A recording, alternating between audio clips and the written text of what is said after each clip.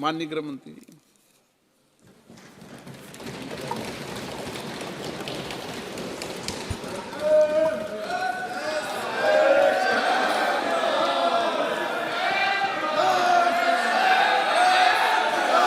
माननीय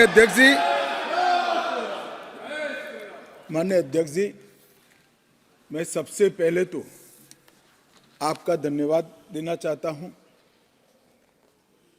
कि आज़ादी के बाद जो कुछ राष्ट्र के जीवन में महत्वपूर्ण प्रस्ताव आए हैं, उसमें से एक प्रस्ताव श्री राम जन्मभूमि पर मंदिर के निर्माण का, उसमें मुझे मेरे विचार रखने के लिए आपने मौका दिया, इसलिए हृदय से मैं आपका धन्यवाद करना चाहता हूं। मान्यवर, मैं देश की 140 करोड़ की जनता की ओर से भी आसन का, स्पीकर साहब का धन्यवाद करना चाहता हूं, क्योंकि ये जो सदन है वो नियम से तो चलता ही है। हर चर्चा नियमों से बंधी हुई होती है, संविधान से बंधी हुई होती है, परंतु एक मायनों में ये सदन जन चेतना का, जनता की आकांक्षाओं का और जनता की इच्छाओं की प्रवक्ता बनने का भी सदन का दायित्व है, और आज ये हो रहा है। 140 करोड़ के देश में और दुनिया भर में बैठे हुए राम भक्त जो 22 जनवरी के बाद एक अद्भुत आध्यात्मिक चेतना का अनुभव कर रहे हैं, इसको वाचा देने के लिए आपने समय दिया, इसलिए देश आपका हमेशा के लिए आभारी रहेगा। मान्यवर, मैंने आज किसी का जवाब नहीं देना है। आज मैं मेरे मन की बात और देश की जनता की आवाज को इस सदन के सामने रखना चाहता हूं, जो सालों से कोर्ट के कागजों में दबी हुई थी। नरेंद्र मोदी जी के प्रधानमंत्री बनने के बाद उसको आवाज भी मिली, अभिव्यक्ति भी मिली। मान्यवर, 22 जनवरी का दिन, भले कुछ लोग कुछ भी कहे, मैं स्पष्ट रूप से देख रहा हूं 22 जनवरी का दिन 10 सहस्त्र सालों के लिए ऐतिहासिक दिन बनने वाला है। ये सबको समझकर चलना चाहिए। मान्यवर, जो इतिहास को पहचानते नहीं, ऐतिहासिक पलों को पहचानते नहीं, वो अपने अस्तित्व को, अपने वजूद को कहीं ना कहीं खो देते हैं। मैं आज फिर से एक बार कहने वाला हूं मान्यवर कि 22 जनवरी का दिन 10 सहस्त्र से भी अधिक सालों तक इस देश का ऐतिहासिक दिन है। मान्यवर, 22 जनवरी का दिन 1528 से शुरू हुई एक संघर्ष और अन्याय के सामने लड़ाई का, एक आंदोलन के अंत का दिन है। 1528 से चली हुई ये न्याय की लड़ाई यहां पर समाप्त। मान्यवर, 22 जनवरी का दिन करोड़ों भक्तों के आशा, आकांक्षा और सिद्धि का दिन है। उनकी आज आशा आकांक्षाएं सिद्ध हुई है। मान्यवर, 22 जनवरी का दिन भारत की, समग्र भारत की, मैं चाहूंगा कि समग्र भारत पर पूरा सदन गौर करे।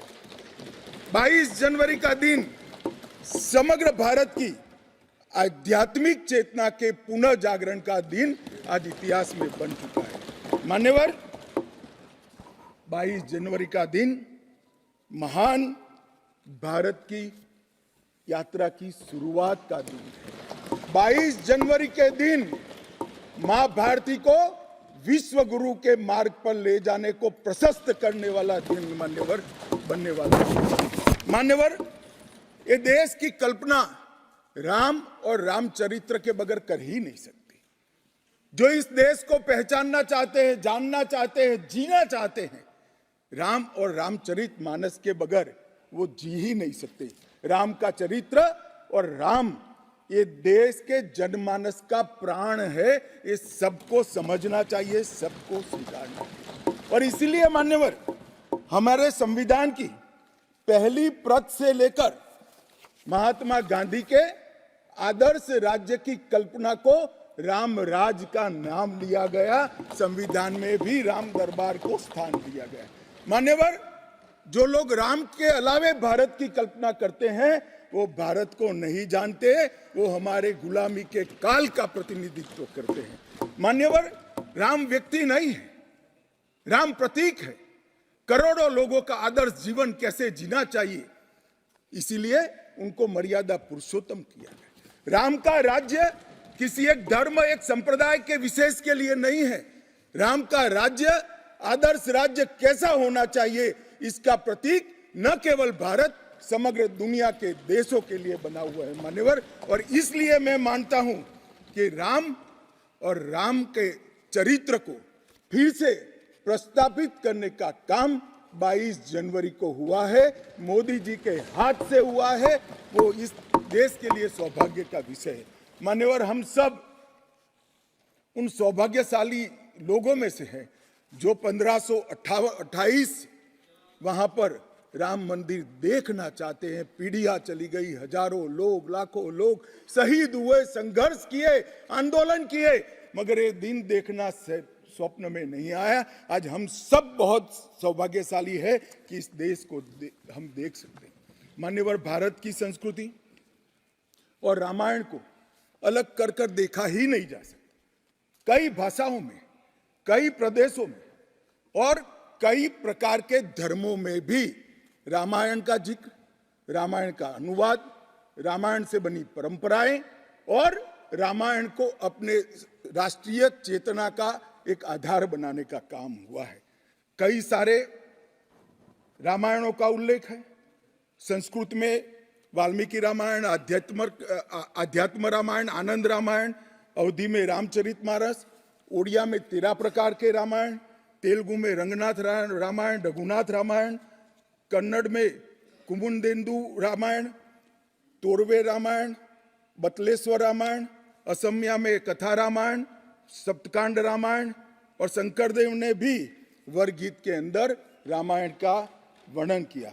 बंगला में भी रामायण मिलेगा, कश्मीर में भी राम अवतार चरित मिलेगा, बौद्ध परंपराओं में भी हनुमान जातक में रामायण का जिक्र मिलेगा, मैथिली में भी रामायण है, पंजाबी में गोविंद रामायण है। इतना ही नहीं, ओवैसी साहब चले गए, मुल्ला मसीही ने भी रामायण मसीही लिखकर सबके लिए इस आदर्श को प्रस्तावित किया है। कई सारे देशों में भी रामायण को स्वीकारा है और एक आदर्श ग्रंथ के रूप में प्रस्तावित किया है। विदेशों में नेपाल, जावा, इंडोनेशिया, कंबोडिया, तिब्बत, ये सभी देश भाषाओं में रामायण का अनुवाद भी हुआ है और उससे प्रेरणा भी ली जाती है। हमारे यहाँ आदिवासी जीवन भी एक प्रकार से अलग संस्कृति से, अलग परंपराओं से रचा बसा।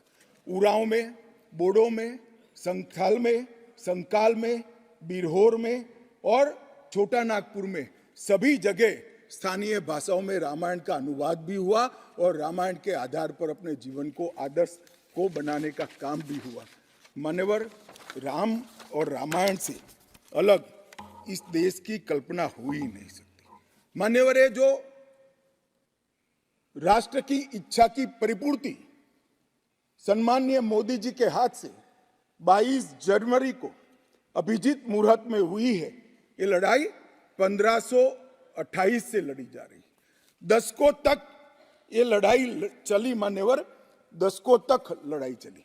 लगभग 1858 से कानूनी लड़ाई चल रही है। जब से अंग्रेजों का शासन था, 330 साल के बाद कानूनी लड़ाई का आज अंत आया है और रामलला अपने गर्भगृह के अंदर विराजमान हुए हैं। मान्यवर, 330 साल के बाद और 1528 से एक लंबा जो आंदोलन चला उसकी समाप्ति हुई है और देश की आध्यात्मिक चेतना की जागृति हुई है। मान्यवर, मैं इतना ही कहना चाहता हूं, ये आंदोलन से अनभिज्ञ होकर कोई इस देश के इतिहास को पढ़ ही नहीं सकता। आज से नहीं, 1528 से हर पीढ़ी ने इस आंदोलन को किसी न किसी स्वरूप से वाचा दी और ये मामला लंबे समय तक अटका रहा, भटका रहा, लटकता रहा। आज मोदी जी के समय में ही इसको परवान चढ़ना था, ये स्वप्न को सिद्ध होना था और आज देश स्वप्न सिद्ध होता हुआ दिखा है। मान्यवर, राम जन्मभूमि का जो इतिहास है ये बहुत लंबा है। अनेक राजाओं, संतों, निहंगों, अलग अलग संगठनों और कानून विशेषज्ञों ने ये लड़ाई में योगदान दिया है। मैं आज ये 1528 से 22 जनवरी 2024 तक की संपूर्ण कानूनी और युद्धों की और आंदोलनों की लड़ाई को, ये सभी योद्धाओं को बहुत विनम्रता से स्मरण करना चाहता हूं। और उनकी लड़ाई जब आज समाप्त हुई है तब मुझे विश्वास है मान्यवर, वो जहां भी होंगे बड़ी आनंद की अनुभूति करते होंगे, अपनी श्रद्धा को चरितार्थ करने की अनुभूति करते होंगे। गिलहरी के समान कई लोगों ने अपना योगदान दिया और मान्यवर, ये राम सेतु जो बनना था 1528 से 22 जनवरी 2024 तक का, ये सेतु का भूमि पूजन भी नरेंद्र मोदी जी ने किया और प्राण प्रतिष्ठा भी नरेंद्र मोदी जी के। मान्यवर, 1990 में जब ये आंदोलन ने गति पकड़ी, उसके पहले से ही भारतीय जनता पार्टी का ये देश की जनता को वादा था। हमने पालमपुर कार्यकारिणी के अंदर हमने एक प्रस्ताव पारित कर कहा था कि राम मंदिर का निर्माण, इसको कोई एक धर्म के साथ नहीं जोड़ना चाहिए। ये देश की चेतना की पुनर्जागृति का आंदोलन है। इसलिए हम राम जन्मभूमि को मुक्त कराकर, कानूनी रूप से मुक्त कराकर वहां पर राम मंदिर की स्थापना करेंगे। अब इस देश में प्रॉब्लम क्या है साहब, जब चुनाव में घोषणा पत्र में लेते हैं तो कहते हैं चुनाव में वोट प्राप्त करने के लिए लिया, चुनावी वादा है। ये भाजपा ऐसे ही वादे करती है, 370 हो, राम जन्मभूमि हो, यूनिफॉर्म सिविल कोड हो, ट्रिपल तलाक समाप्त करना हो। अब ये कहते हैं आप ऐसे ही वादे करते हैं और ये वोट प्राप्त करने का जरिया होता है, और जब हम इसको पूरा कर देते हैं तो बड़ी खिलाफत करते हैं। मैं आज भी कहता हूं, भारतीय जनता पार्टी और हमारे नेता नरेंद्र मोदी जी मान्यवर जो बोलते हैं, जो कहते हैं, वो करते हैं। हमारी पार्टी का चरित्र है और ये कोई छिपी हुई बात नहीं है। किस चीज का आक्रोश? हम 1986 से कह रहे हैं कि हमारा भव्य राम मंदिर बनना चाहिए, संवैधानिक तरीके से। कुछ लोगों ने यहां पर और बाहर मीडिया के सामने प्रतिक्रिया व्यक्त की, वो कानून की दुहाई देते हैं। मैं उनको पूछना चाहता हूं कि मान्यवर, क्या सुप्रीम कोर्ट की 5 जजों की खंडपीठ के जजमेंट से आप वास्ता रखते हो या नहीं रखते हो? भारत के संविधान से वास्ता रखते हो या नहीं रखते हो? किसी ने अगर सुप्रीम कोर्ट की अवहेलना कर वहां पर मंदिर बनाया होता तो आप कुछ भी कह सकते थे, मगर जब देश की सर्वोच्च अदालत के 5 जजों की खंडपीठ ने, और जिसकी अध्यक्षता स्वयं चीफ जस्टिस ऑफ इंडिया और आने वाले 4 चीफ जस्टिस कर रहे थे, ऐसी महत्वपूर्ण बेंच ने जब ये निर्णय लिया, तब आप कैसे कन्नी काट सकते हो? मान्यवर, निर्णय पसंद हो तो स्वीकार कर लेना, सुप्रीम कोर्ट का सम्मान करना, और कोई निर्णय पसंद ना आए तो सुप्रीम कोर्ट के भी बड़ा बूढ़ा करना, ये ठीक नहीं है। मान्यवर, सुप्रीम कोर्ट के निर्णय ने आज पूरी दुनिया में भारत के पंथ निरपेक्ष चरित्र को उजागर किया है। दुनिया में एक भी देश ऐसा नहीं है जहां बहुमत समाज ने अपनी आस्था का निर्वहन करने के लिए इतनी लंबी कानूनी लड़ाई लड़ी। हमने राह देखी है, सुप्रीम कोर्ट में लड़ाई लड़ी, और सुप्रीम कोर्ट का जजमेंट आने के बाद वहां पर आज भव्य राम मंदिर बना है। मान्यवर, जो बोल रहे हैं उनको भी सब मालूम है कि क्यों बोल रहे हैं। मैं आज फिर से कहना चाहता हूं, हमारे गुजरात में एक कहावत है, हवन में हड्डी नहीं डालनी चाहिए। पूरा देश जब आनंद में डूबा है, पूरा देश आध्यात्मिक चेतना की जागृति का अनुभव हो रहा है, भैया स्वागत कर लो, साथ में जुड़ जाओ, इसी से देश का भी भला है और सबका भला है। मान्यवर, एक लंबी लड़ाई के बाद स्थगितता में पड़े हुए मामले को नरेंद्र मोदी जी ने एक युग परिवर्तन करने के लिए जब मोदी जी को देश की जनता ने लंबे समय के बाद और कांग्रेस के बगैर किसी दल ने पहली बार पूर्ण बहुमत के साथ प्रधानमंत्री बनाना, तब से ये लड़ाई शुरू हुई। मान्यवर 14 से 19 तक राम जन्मभूमि मंदिर की लड़ाई चली, उसका ट्रांसलेशन हुआ, सालों लगे, लाखों पेज का अनुवाद हुआ, अनुवाद होकर कोर्ट के सामने गया, बीच में चुनाव आ गया, कोर्ट ने माना कि चुनाव के वक्त फैसला देंगे तो इसको शायद अलग दृष्टि से देखा जाएगा, कोई बात नहीं। चुनाव के बाद फिर से मोदी जी आ गए और फिर केस चला और अंततोगत्वा जब कोर्ट ने न्याय किया तब 5 अगस्त 2020 को 19 को मोदी जी ने इसकी नींव रखकर इसकी शुरुआत। मान्यवर, ये जो 20 से 24 की यात्रा है वो 20 से 24 की यात्रा भी समझनी चाहिए। राम जन्मभूमि का आंदोलन ऐसे ही नहीं चला, इसके साथ हर गांव, हर घर में हर करोड़ों राम भक्त, अनेक संगठन, भारतीय जनता पार्टी, राष्ट्रीय स्वयंसेवक संघ समेत घर घर गए, शिला लेकर गए, पूजा की और वो पत्थर को राम मंदिर की शिला बनाकर अयोध्या तक पहुंचाने का काम। करोड़ों लोगों ने अपनी श्रद्धा, अपनी इच्छा संवैधानिक तरीके से, शांतिपूर्ण तरीके से अयोध्या पहुंचाई और सुप्रीम कोर्ट ने जब जजमेंट दे दिया, निर्णय दे दिया, तब जाकर राम मंदिर के निर्माण की शुरुआत हुई।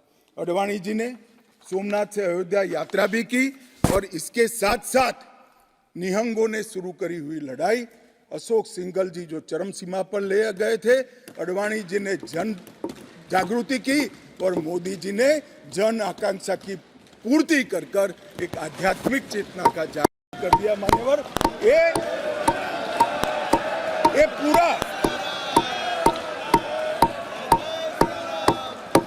पूरा आंदोलन मान्यवर जब भी दुनिया का इतिहास लिखा जाएगा एक डेमोक्रेटिक वैल्यू के रूप में देखा जाएगा कि कोई एक देश अपने बहुमती समाज की धार्मिक विश्वास की पूर्ति के लिए इतने समय धैर्य रखकर सुप्रीम कोर्ट में गुहार लगाता रहे और सुप्रीम कोर्ट के जजमेंट आने के बाद सौहार्दपूर्ण वातावरण में इसकी पूर्ति हो। मान्यवर, ये बहुत बड़ी बात है और मैं मानता हूं मान्यवर कि ये मोदी जी के नेतृत्व के बगैर संभव नहीं था।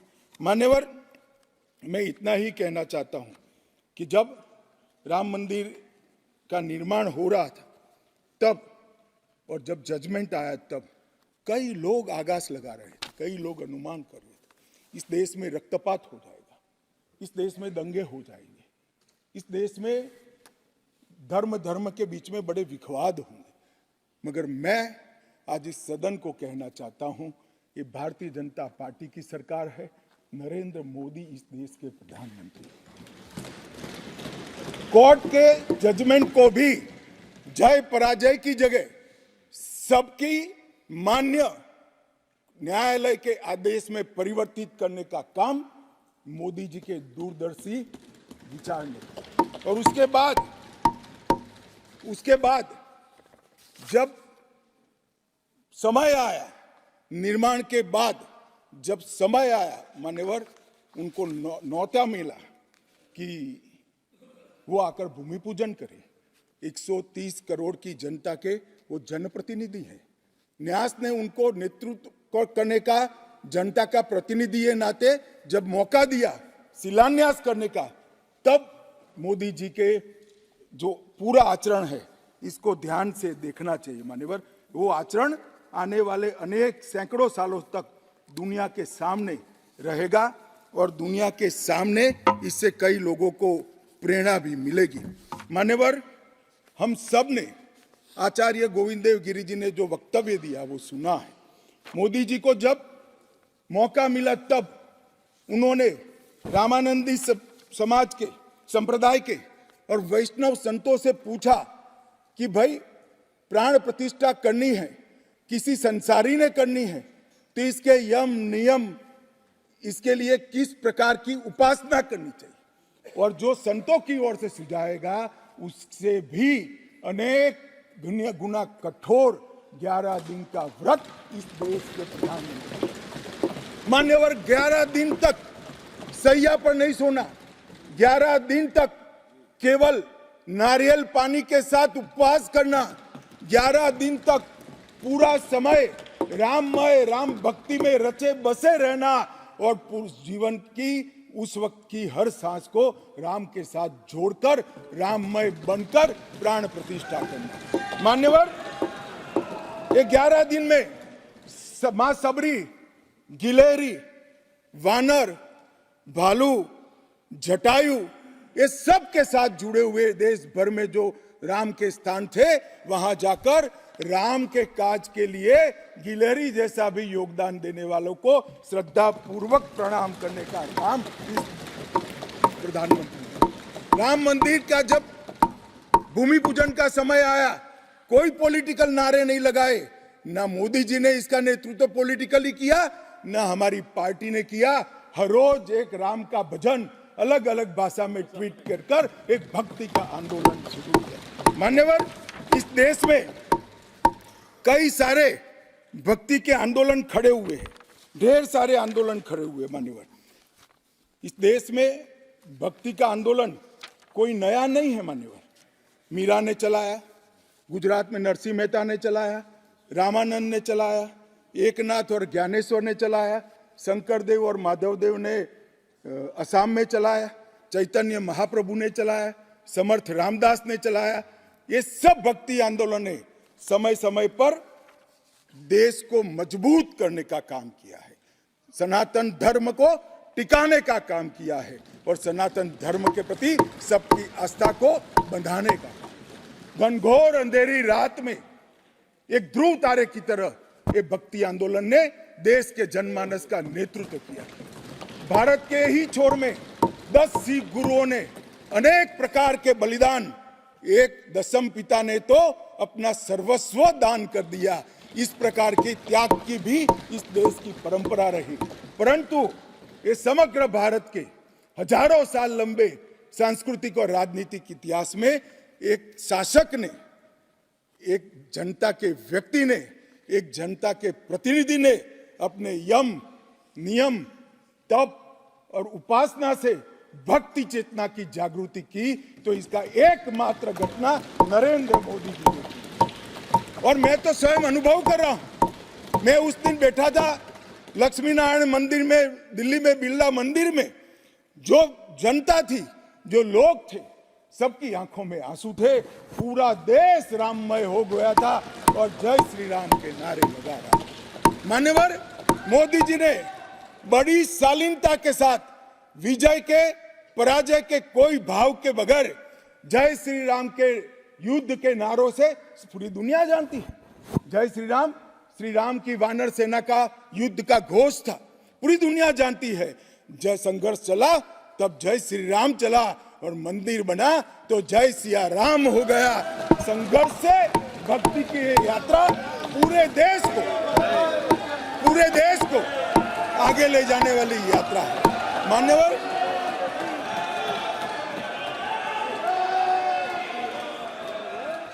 इतने चेतनामय वातावरण के अंदर भी विभाजन की बात करने वाले लोगों से मेरा करबद्ध निवेदन है, समय को पहचानो, एकता के संदेश को स्वीकारो और आगे देखकर चलना शुरू करो, भारत की और हम सब की भलाई। मान्यवर, ये बहुत बड़ा संदेश मोदी जी ने दिया है और मैं फिर से एक बात कहना चाहता हूं, जिसने संन्यास्त नहीं लिया है, जो सन्यासी नहीं है, जो किसी पंथ संप्रदाय का उपदेशक नहीं है, ऐसा व्यक्ति और जो देश का शासक है, प्रधानमंत्री है, प्रधान सेवक है, ऐसा व्यक्ति आध्यात्मिक चेतना, भक्ति की चेतना खड़े, ये दुनिया में ऐसी मिसाल शायद ही कहीं नहीं मिली। मान्यवर, मैं ये जरूर कहना चाहता हूं, इस सदन में खड़े होकर गौरव के साथ कहना चाहता हूं कि मोदी जी मेरे नेता है, मेरे पार्टी के नेता है, मेरे पार्टी के प्रमुख नेता है। मान्यवर, मोदी जी ने एक ऐसा नेतृत्व दिया जिसने अनेक समय पर नेतृत्व के गुण क्या होते हैं इसका परिचय देने का काम किया। अच्छे समय में भी किस प्रकार से संयम रखना चाहिए इसका एक उदाहरण स्थापित करने का काम किया और हर समय पर निर्भयता के साथ संवेदनशील, सजग और जन भावनाओं को समर्पित नेतृत्व कैसा होता है इसका उदाहरण दिया। इनके 10 साल के कालखंड के अंदर अनेक प्रकार के पड़ाव आए हैं माननीय। ये भी राम जन्मभूमि के आंदोलन जैसे ही पड़ाव रहे, क्योंकि जो गड्ढा ये खोद कर गए थे वो गड्ढे को भरकर उसमें महान भारत की इमारत बनाना ये राम मंदिर की यात्रा से कोई कम यात्रा नहीं है मान्यवर। सबसे पहले मैं कहता हूं कि जो आर्थिक क्षेत्र के अंदर जो बदहाली करी थी, जो पॉलिसी पैरालिसिस वाली गवर्नमेंट थी, सैकड़ों पॉलिसियां बनकर आज 11वें नंबर से 5वें नंबर पर हमारे अर्थतंत्र को ले जाकर एक नीति के आधार पर चलने वाला राज्य, नीति के बनाने वाले नेता कैसा होता है उसका उदाहरण दिया। कोविड आया तो भयभीत हुए बगैर, सरकार की मशीनरी कम पड़ जाएगी, जब तक आंदोलन पूरा देश नहीं लड़ेगा इससे हम नहीं लड़ पाएंगे, वो जानते हुए एक मोर्चे पर वैक्सीन का इनोवेशन का काम चालू रहा, दूसरे मोर्चे पर हेल्थ इंफ्रास्ट्रक्चर का अपग्रेडेशन का काम चालू रहा, तीसरे मोर्चे पर हर गरीब के घर में अनाज पहुंचाने का काम चालू रहा, चौथे मोर्चे पर जो कोविड की दर्दियों की शुश्रूषा कर रहे थे उनका नेतृत्व करने का काम चालू रहा और 5वें मौके पर जनता कर्फ्यू, दिया जलाना, थाली बजाना, हंसने वाले आज रोड पर घूमते हो गए, उनको मालूम नहीं है पूरी दुनिया मोदी जी के संवेदनशील और समग्रता से भरे हुए नेतृत्व को आज स्वीकार। मान्यवर, यही समय में कोविड का पड़कार भी आया, यही समय में 62 की तरह चीन ने अपना मुंह दिखाना शुरू किया, दृढ़ता के साथ नेतृत्व छाती सीना तान कर खड़ा रहा, हिंदुस्तान की 1 इंच जमीन नहीं। कई बार हुआ था इसी समय में पुंछ और पुलवामा में हमला हुआ, सर्जिकल स्ट्राइक और एयर स्ट्राइक कर नेतृत्व की वीरता का भी परिचय दिया और घर में घुसकर जवाब देने का काम किया। हजारों बच्चों जब परीक्षा के वक्त आत्महत्या करते थे, ट्रेस में आते थे, मनोरोग के शिकार बनने थे, एक पिता की तरह एक प्रजावात्सल नेतृत्व का परिचय देते हुए प्रजा परीक्षा पे चर्चा की भी बात। और जब मौका राम मंदिर का आया तब एक सन्यासी की तरह, एक भक्त की तरह गौरवपूर्ण तरीके से आध्यात्म को जागरूक करते हुए आध्यात्मिक चेतना का जागरण करने का काम भी नरेंद्र मोदी जी ने किया। मैं इसलिए कहता हूं कि बहुत लंबे समय से इस देश को ऐसे नेतृत्व की जरूरत थी। 70 साल तक, 68 साल तक देश ऐसे नेतृत्व में भटकता रहा, लटकता रहा। 130 करोड़ की जनता ने मोदी जी को चुनकर एक सर्वगुण संपन्न नेता को चुनकर देश की सभी चुनौतियों को समाप्त किया। मान्यवर, मैं आज आपके माध्यम से ये मैं कहना चाहता हूं, ये राम मंदिर का निर्माण, वो राम मंदिर में रामलला की बाल प्रतिमा, मनोहरी दृश्य, आंख बंद कर देते तो सामने वो प्रतिमा दिखाई पड़ती। मान्यवर, इतनी मनोहरी प्रतिमा बनाने का काम हुआ और उसकी प्राण प्रतिष्ठा भी हुई। मान्यवर, एक प्रकार से समग्र भारतीय संस्कृति को मोदी जी के माध्यम से एक अभिव्यक्ति का काम है। मान्यवर, राम का जीवन ही अपने आप में परिपूर्ण जीवन। बचपन में ही शिक्षा संस्थानों की रक्षा के लिए विश्वामित्र के वहां रावणों का वध किया, अहल्या को सम्मान दिया, मां सबरी को गले लगाकर इस देश के गिरिजन और पिछड़े लोगों को गले लगाने का काम किया, महिलाओं का सम्मान किया और गिलहरी, गिद्ध, वानर, रींछ, वनवासी सबको जोड़कर सत्य पर सत्य की विजय का झंडा श्री राम ने फहराया। और मोदी जी ने जब ये अयोध्या बन रही है, ढेरों लोगों ने, मैं आज सबके बीच में कहने से मेरी आपको अपने आप को रोक नहीं सकता, ढेरों लोगों के प्रस्ताव कि अयोध्या के इंटरनेशनल एयरपोर्ट को श्री राम का नाम दिया जाए। बड़ा लोक लुभावन प्रस्ताव, परंतु मोदी जी ने महर्षि वाल्मीकि का नाम देना उचित। सारे मौकों पर दशरथ का, सीता माता का चौराहे पर नाम देने का प्रस्ताव आया था। मोदी जी ने कहीं जटायु को रखा, कहीं गिलहरी को रखा, कहीं हनुमान को रखा।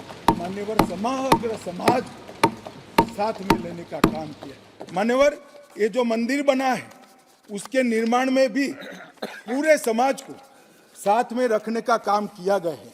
मान्यवर, मैं आपको जरूर बताना चाहता हूं कि इसमें देश के हर हिस्से को स्थान देने का काम मंदिर के निर्माताओं ने किया है। एक भी प्रदेश ऐसा नहीं है जहां से कुछ नहीं आया है। हर प्रदेश और आसपास के सभी देशों से राम काज के लिए कुछ न कुछ समर्पित हुआ है। सबकी भूमिका रही है। पूरे समाज को जोड़कर मान्यवर ये मंदिर बना है। ये सामाजिक एकता का एक अद्भुत उदाहरण है मंदिर है। सांस्कृतिक पुनर्जागरण का अद्भुत उदाहरण है मंदिर है। मान्यवर, अयोध्या में राम मंदिर विध्वंस के सामने विकास का विजय है। मान्यवर, अयोध्या में राम मंदिर धर्मांधता के सामने आध्यात्मिकता और भक्ति का विजय है। मान्यवर, भारत के गौरवमय युग की ये शुरुआत है। आत्मनिर्भर भारत और विकसित भारत का रास्ते का प्रशस्तीकरण का पॉइंट है और भारत माता को विश्व गुरु बनाने के रास्ते की मान्यवर शुरुआत है। मैं जरूर मानता हूं कि सालों से, सदियों से इस देश के प्रेरणा पुरुष रहे, जिनके चरित्र से न केवल इस देश पूरी दुनिया संदेश लेती है। ऐसे प्रभु श्री राम को मूर्ति का अपने निज घर में स्थापन से इस देश का जो नया युग शुरू हुआ है ये बहुत शुभांकर होगा और आने वाले दिनों में 2024 में भी मोदी जी के नेतृत्व में यहाँ सरकार बनेगी और ये शुभांकर शुरुआत हुई है, उसको गंतव्य स्थान पर ले जाने का काम करेगी। मान्यवर, मेरा बहुत बहुत धन्यवाद। मेरे शब्द और विचार